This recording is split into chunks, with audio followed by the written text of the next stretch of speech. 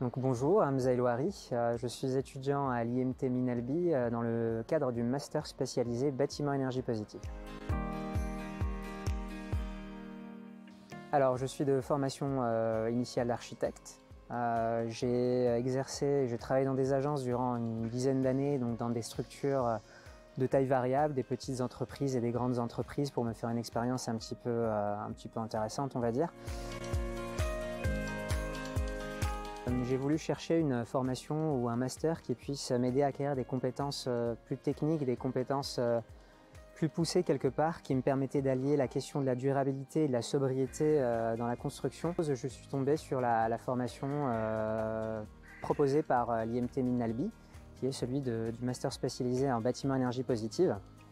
Et en creusant un peu plus la question, je me suis rendu compte que c'était une formation qui était possiblement financée par la région, donc par le biais d'un dispositif qui s'appelle FortProSup, qui lui est propre.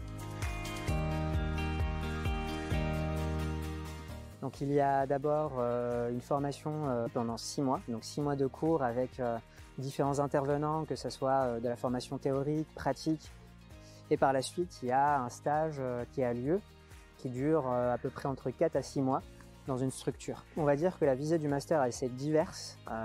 Effectivement, la première dimension, celle du bâtiment, mais on peut tout à fait diverger, s'orienter vers des énergies renouvelables, tout ce qui est éolien, solaire photovoltaïque. Donc l'un des points forts du master, c'est la qualité des intervenants que l'on peut avoir. Ce sont des intervenants qui viennent de bureaux d'études, donc qui ont une vision pragmatique de ce que peut apporter un ingénieur en architecture dans la branche bâtiment environnemental et bâtiment durable. Les matières sont très diversifiées, donc on peut parler de la thermique, on peut parler de questions de CVC, chauffage, ventilation, climatisation, qualité de l'air, pollution de l'air, l'économie circulaire au sein d'un projet. Donc c'est vraiment, il y a une dimension assez plurielle dans les matières qui sont étudiées. Et ce qui est intéressant, c'est que chaque matière est ponctuée quand même d'un travaux pratique qui permet d'ancrer un petit peu les connaissances et les savoirs qu'on acquiert. J'ai trouvé un stage dans une agence ou dans un bureau d'études environnementales où je travaillerai plutôt dans l'ingénierie que l'architecture.